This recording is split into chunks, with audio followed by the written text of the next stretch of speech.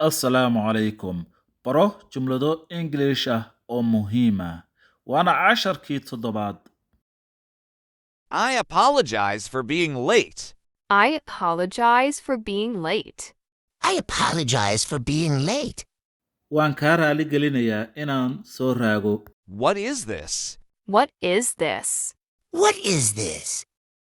Kani waa maxay? Kani waa maxay? Can I eat this? Can I eat this? Can I eat this? Kan ama tan ma cuni karaa? Kan ama tan ma cuni karaa? Listen to this. Listen to this. Listen to this. Dhegayso tan ama kan. Dhegayso tan ama kan. Is this your bike? Is this your bike?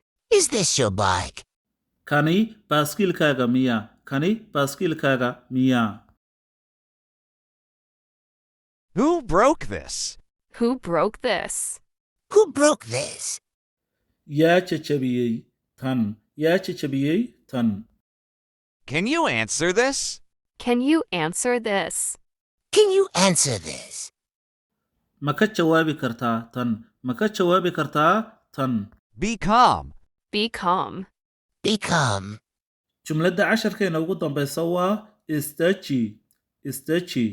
Haddii uu casharkani ku qanciyey fadlan like-ta iyo follow-da ha naga ilaawin. La soco casharkan casharka xiga.